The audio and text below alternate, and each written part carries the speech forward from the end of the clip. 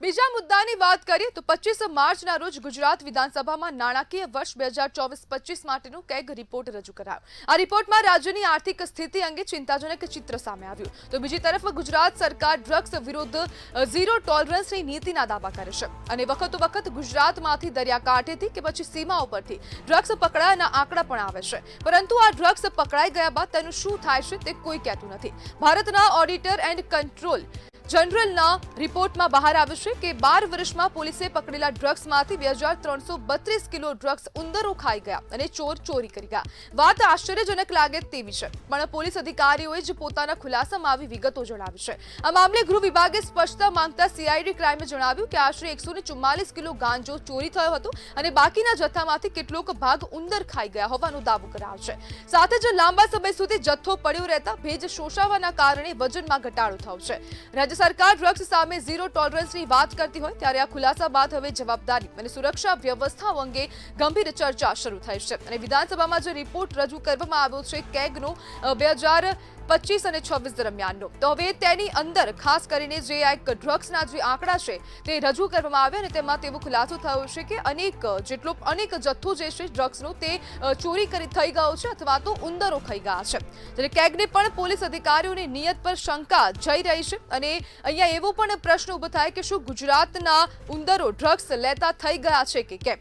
જે ડ્રગ્સ રાખવાના ઓરડામાં ખાડે ડૂચા અને દરવાજા મોકળા જોવા મળી રહ્યા છે અને આજ મુદ્દે આપણી સાથે ચર્ચા કરવા માટે વિશ્લેષક પ્રદ્યુમન સરવૈયા જોડાઈ ગયા છે। પ્રદ્યુમનભાઈ, ગુજરાતના ઉંદર ડ્રગ્સ લેતા થઈ ગયા છે, શું કહેશો?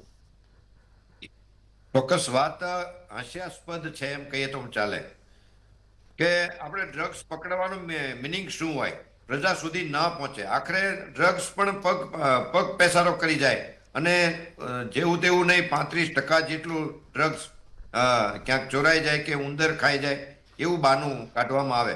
હવે આપણે જોઈએ સીએજી નો રિપોર્ટ, અનેક એવી બાબતો આવી છે જે નકારાત્મક છે રાજ્ય માટે। ખાસ તો દેવું મોટું છે, 4.59 લાખ કરોડ રૂપિયાનું રાજ્યનું દેવું થયું છે અને કેગનો રિપોર્ટમાં એ પણ છે 200 યોજનાઓ એવી છે કે જે 22 કરોડ રૂપિયાના ખર્ચ કર્યા પછી પણ પડતી મૂકવામાં આવી છે। એટલે કે આ યોજનામાં ખર્ચ થયો તો એનો જવાબદાર કોણ?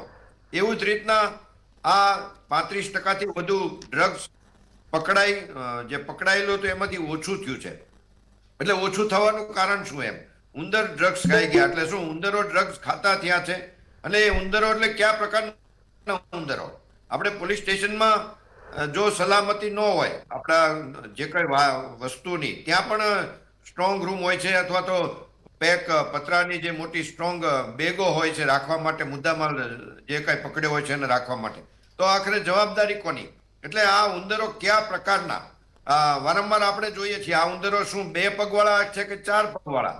અને કેગના રિપોર્ટને જો આ વાત ગળે ના ઉતરતી હોય, પ્રજાને તો નથી ઉતરતી કે આ પ્રકારની થઈ શકે કે ઉંદરો ડ્રગ્સ ખાઈ જાય અને અથવા તો ચોરી થઈ જાય, પોલીસ સ્ટેશનમાંથી ચોરી થઈ એવું બહાનું બતાવવામાં આવે છે। એટલે આપણે જોઈએ છીએ રાજ્યમાં આવી અનેક બાબતો બને છે કે જે આપણે ગળે ઉતરતી નથી।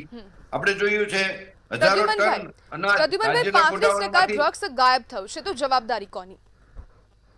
એ જ કેગના રિપોર્ટનું કોઈ ઇમ્પોર્ટન્સી તો હોવી જોઈએ। રિપોર્ટ આવે છે પછી એને સરકાર કોઈ ફોલોઅપ લે છે, એના એક્શન લે છે, એ જોવાનો મુદ્દો રહ્યો। અને સરકાર મોટી મોટી વાતો કરે છે કે ચમરબંધીઓને પણ છોડવામાં નહીં આવે, પરંતુ આ પ્રકારના બનાવો આપણે વારંવાર બને છે। સરકારી ગોડાઉનમાં હજારો ટન અનાજ ઓછું થાય છે, એને પણ ઉંદરો ખાઈ ગયા એવું બતાવવામાં આવે છે। એ જ રીતનું આ પોલીસ સ્ટેશનમાં ડ્રગ્સને પણ ઉંદરો ખાઈ ગયા એવું બતાવવામાં આવે છે। સચિવાલય જે ફૂલ સલામતી સાથેનું સ્થળ હોય, એ સચિવાલયની ફાઇલો એક સાથે સળગી જાય છે। એટલે આ પ્રકારના બનાવો વારંવાર રાજ્ય સરકારમાં શંકાસ્પદ બનાવો બની રહ્યા છે અને કોઈ જેને કહેવાય ચમરબંધીને છોડવામાં નહીં આવે એ વાતો કરનાર ક્યારેય આમાં કોઈ ચમરબંધી તો પકડાતો નથી। એટલે વાત એવી નક્કી થાય છે કે ચમરબંધી પોતે જ શાસનમાં છે, પોતે જ અધિકારીઓના લાઈનમાં પોતે બેઠો છે, પોતે સત્તામાં છે। એટલે આખરે ચમરબંધી પકડાશે કે નહીં પકડાય એ પ્રજાને પણ એ શંકાના દાયરામાં છે। પ્રદ્યુમનભાઈ, પોલીસ કસ્ટડીમાંથી ડ્રગ્સ ગાયબ થવું અથવા તો ચોરી થવું તે શું એક બેદરકારી દર્શાવે છે પોલીસ તંત્રની? પૂરેપૂરી બેદરકારી કહેવાય। અને એમાંય તે રિપોર્ટ આવ્યા પછી પણ જો સરકાર એક્શન ના લે એક બાજુ જોઈએ છીએ આપણે સરકાર પ્રજાની વિરુદ્ધની વાતો હોય એ તરત જ એને એક્શન લે છે. હમણાં જ આપણે જોયું કે યુદ્ધના નામે કે અછતના નામે પીએનજી ગેસ કનેક્શન ફરજિયાત દેવાનું.